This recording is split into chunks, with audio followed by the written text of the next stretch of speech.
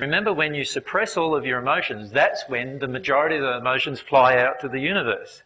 It's when you own your emotions completely, now less of your emotions are flying out to the universe doing harm to everyone else.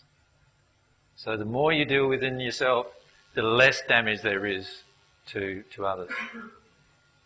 Go ahead. Can I just ask another question? Just based on ancestral trauma, things get passed down on a physical level, say like a disease or a... Yep. And I know you've talked about spirit attachments that have been with generational families for, like diabetes and things like that. Yep.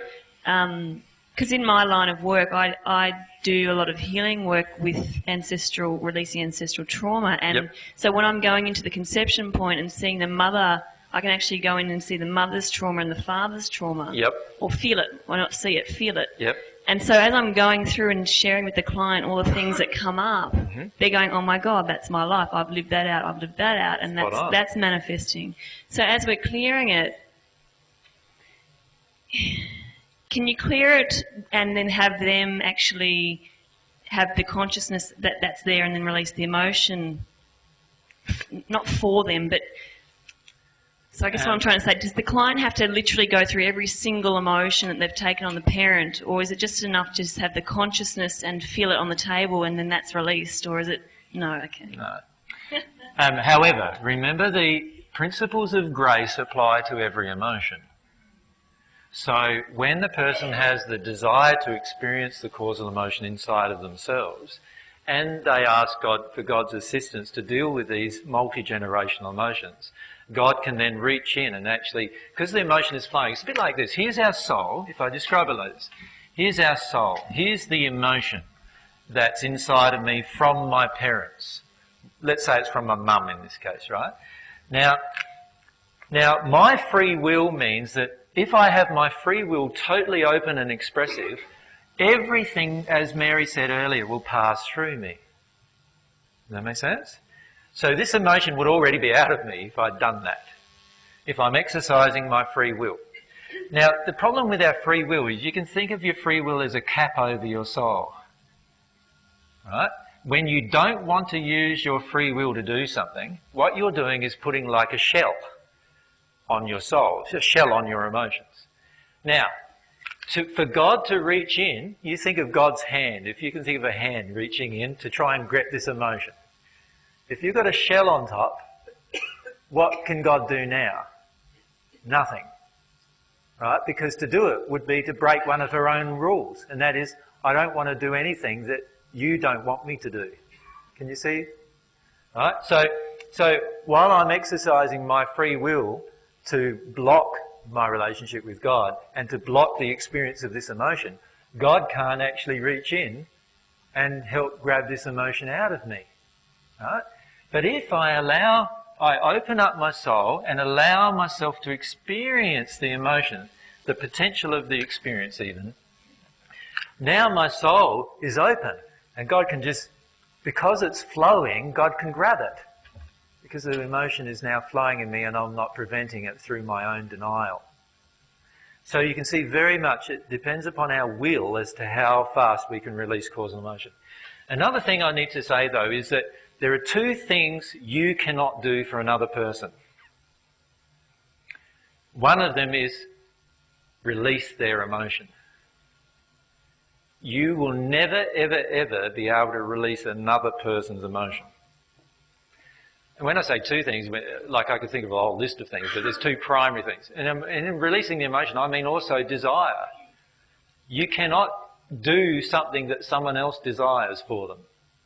So that, they can only experience their desires. You can act on it, but you'll be doing it for emotional reasons that you're denying inside of yourself. The second thing that you will never be able to do for another person is give them God's love.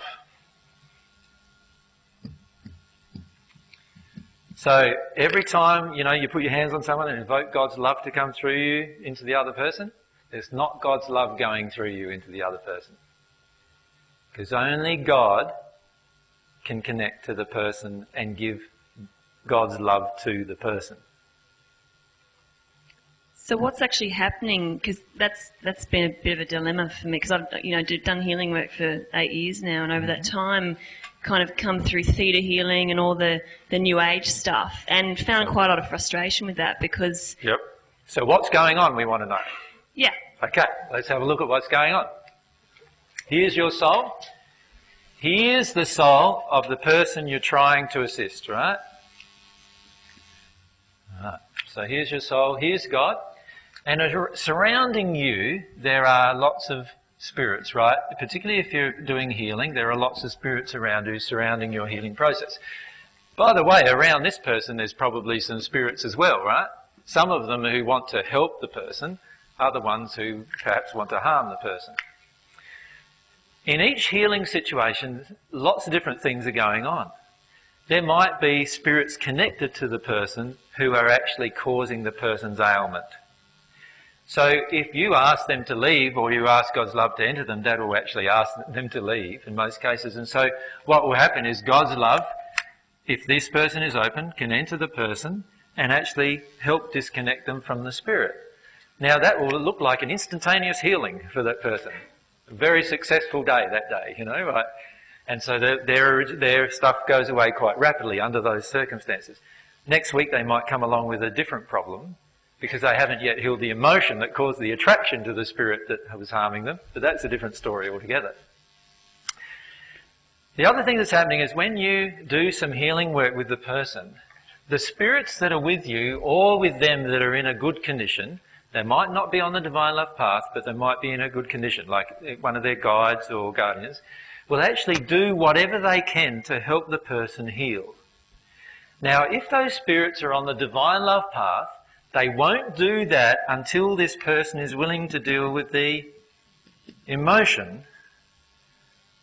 But if the spirits are on the natural love path, they will use as much of your energy as possible to do as much healing on this person.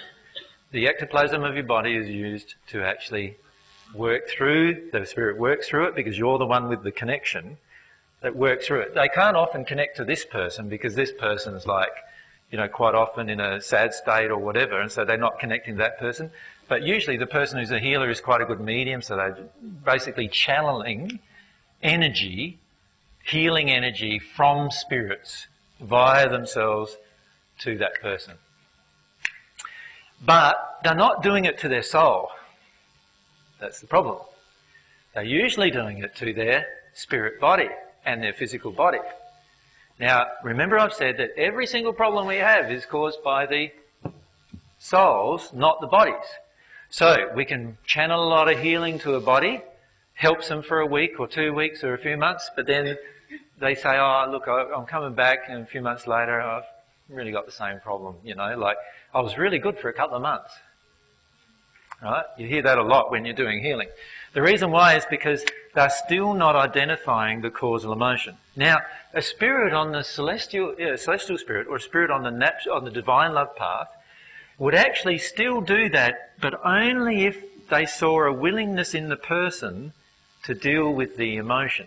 So in other words, when you're in a love state, you know when a person's got that eggshell across the top of their soul, if you like, right? And you can feel it from them. Like I can feel it from many of you when you come up to ask me a question. And I go, you don't want to deal with that. And I'll say that to you. And you say, yes, I do. Yes, I do. How dare you say to me I don't, And I say, well, I'm sorry, but I feel you don't. I can feel that eggshell that's on the top there, whatever that eggshell is. And I'll try and encourage you to get into that one. But a lot of times we don't want to know what that is because we're afraid or whatever, and so we don't deal with that. But when you're a spirit, you can see it. You can see it affecting the spirit body of the person, so you know there's resistance. Now, when there's resistance like that, a natural love spirit can heal through you this is the healer's soul, if you like. You're the healer. A natural love spirit can heal through you, but you're not going to heal the entire thing. You can't, because the emotion's creating it while you're trying to undo it. Right? And this is why a lot of people who have cancers, for example, go along to a healer, get lots of healing every week, they feel better for a day or so, but eventually the cancer kills them. And the reason why is because they are not dealing with the underlying emotional reasons why. And the emotional reasons are more powerful than the healing. And because the emotional reasons are more powerful than the healing, the condition degrades. So all you do is slow down the condition if you don't deal with the emotion, but you never actually heal the condition in the person. Except, of course, in the original thing that I said, if it was a spirit causing the condition, you can heal that really rapidly. And that's why you have these effects sometimes that are really rapid. Now, on the divine love path, if this person has the faith to connect to God and also has the desire to experience all of their emotion, which is called humility, so they have the humility to connect to their emotion, now God can connect to them directly. And that's going to be a pretty powerful experience. So got them on the table, they're opening up to God, they're opening up their faith that God will actually connect with them and help them here, and they're humble to experience all the emotions. You can spend 2 minutes with them and say one word or 2 words or a sentence, and all of a sudden they're bawling their eyes out on the table having a major causal emotional release. And that's a very powerful experience because that's really good for them. Eventually what was happening though is we want to teach them all to do it for themselves, of course, rather than having but as a healer, this is one of the roles you can have, is it teaching people how to heal themselves. So in that situation, God is actually giving them divine love during that process directly. You have helped them by telling them the truth. Remember I've said there's 3 things we need to connect to God. What were they? A longing for divine love, a longing for divine truth, and humility. So we've helped them come to a state of humility by talking to them about their emotion. You're allowed to have your emotion. You're allowed to experience your emotion, and so forth. We've talked to them about the truth that we know our spirit friends might be telling us. Oh, in your life, you were abused by your father, and this is how you felt at the time. Do you remember that? That's the truth entering them. They are longing for God's love and they have faith that it's going to help heal them. They will definitely get healed from whatever that is if they do those 3 things. Then it's a very, very powerful experience for the person and also for the healer. It's a joyful experience because you can feel lots of things changing. Yeah.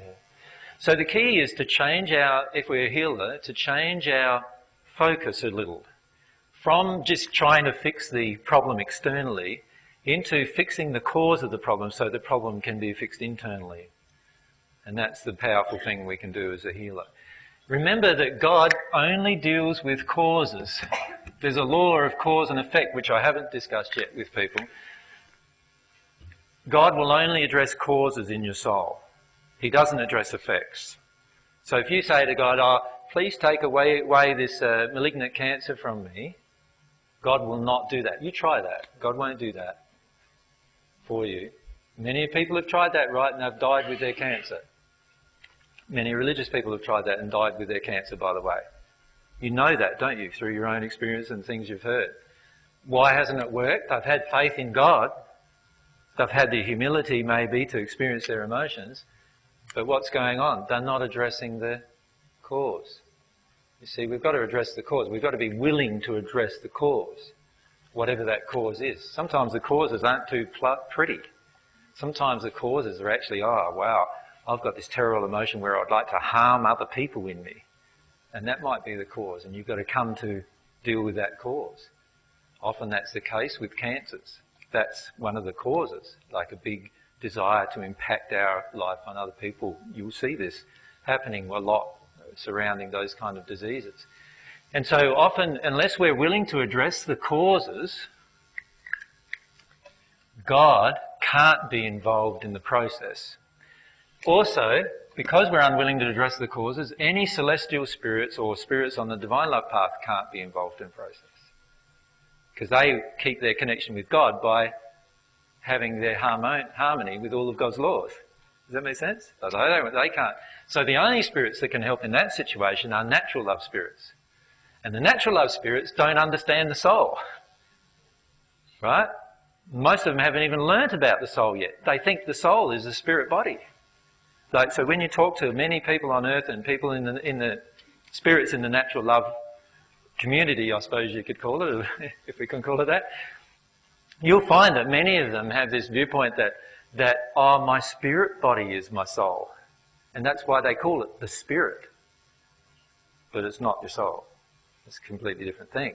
But they believe it's the same thing. So they don't even know what the soul is, and therefore they don't even know what the cause, aside, all they do is see it in the spirit body, but they don't identify with the cause emotionally in the soul. Now there's spirits who on the natural life path who are starting to do that now, of course, and that's why we're getting a lot of emotional work coming into a lot of the healing now. Whereas right back at the beginning it was all sort of metaphysical work, work with the spirit form. But now it's a lot more emotional. But even so, there's a lot of laws involved in terms of how powerful we can be as the healer. And if we understand them, it can work really well every time. Yeah. Does that answer? Sometimes my answers seem a bit long, I know. But it's fairly concise. Concise enough? Yeah. With the mediumship and healing sessions that we're doing now, what we'll be doing is going through in practice a lot of healing techniques in terms of what we would do in different circumstances and situations to help a person heal, and using a lot of healers know all of the different techniques of kinesiology, reflexology and all these other ologies that we have here on earth, and we can use a lot of those techniques in actually helping a person connect to God and work their way through the emotion and have faith and all those different things that are the real primary things. But down the track, once I'm in the condition and then others of the 14 and others of you are in the condition of one-ment with God, you'll be healing in an entirely different manner. Because all those ologies you won't need anymore. Because God will be able to operate through you and you'll know exactly what to do in each situation with each person to actually help their causal emotions to be released. And so when we're in that state, which was the state that I demonstrated in the first century too, there'll be lots of people taking a lot more notice of the divine love path at that point.